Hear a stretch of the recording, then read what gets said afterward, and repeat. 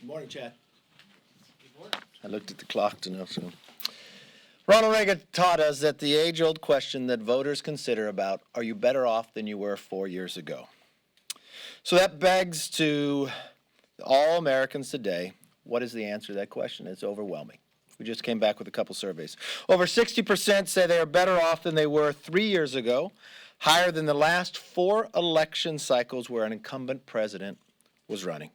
About 60% say they are better off financially than just a year ago, tied for an all-time high last reached in 1999.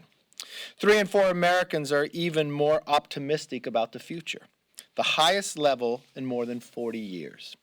And people are just happier. 9 in 10 are satisfied with their personal life, the highest mark in 4 decades. So as we look to these top lines, the work from this administration, the work about tax and others, has made our economy stronger, wages higher, and America happier. What's interesting to me, I watched the Democrats with Speaker Pelosi had to have an emergency meeting. What to do with an election coming and no agenda passed outside of impeachment. So they, too, held to their old beliefs, fake the facts because the economy is flourishing. Try to abide by lies about the economy to convince the media, to convince the American public that they are not doing better. But there are not all of them following along with this. We have Eric Swalwell thinks if he can't impeach the president, he'll just impeach anybody else in the administration. That's a very sad moment in time of where we are, when 9 out of 10 Americans believe they're happy with their personal life.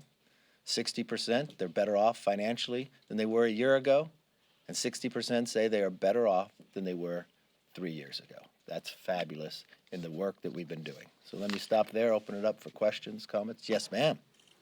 McCarthy. So AG Barr, his role in this situation is coming before the House. As far as what the president did, do you think that the president should have sent that tweet, and is he interfering in a case involving a friend of his who is indicted for things relating to him?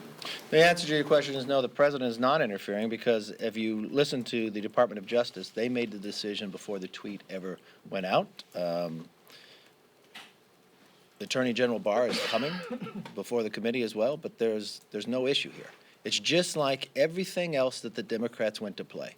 They do not have facts. All they have is a mission to impeach, and this is all they continue to drive. When the rest of America would like to move on from their nightmares they put us through, and let's start working on issues that America cares most about. Yes, sir. If Democrats nominate a Democratic Socialist, Bernie Sanders, as their presidential nominee, will they lose the House? I don't know what that question lies. That lies with the American public. I think they're going to lose the House because they haven't accomplished anything. I think they're going to lose the House because they made a promise to the American public that they would be different, that they would work with the other side, that they would work on issues. And in the moment in time when they had an opportunity, they squandered it. They selected their committee chairs based upon impeachment. They focused their entire time based upon impeachment, and they failed. That's why there's an internal civil war, not just inside Congress itself. I mean, I've talked to many Democrats who come to me who are very upset with the Speaker and with Adam Schiff. That Adam Schiff lied to them as well, started with the fruit from the poisonous tree, that it was a failure from the beginning. There's no better sign than seeing that they actually lost a member of their own party, moved to the Republican Party. Now, that has happened in the past, but not from the basis of moving from the majority to the minority. It's usually moving from the minority to the majority. And so, yeah, that's a big indication of why they would lose, because they have not accomplished what they promised. They did not focus on it, and they lied to the American public. Now, Bernie Sanders, think about what would be his cabinet. AOC, Tlaib, Omar. They are those who are backing him. Those are ones who gave Bernie Sanders a rise in the polls. That's just another indication that this is not the Democratic Party we know of the past. This is a new socialist Democratic Party. And those aren't my words. That's what AOC calls herself. Same as Bernie Sanders. And that's probably where they're going to end up in the nomination.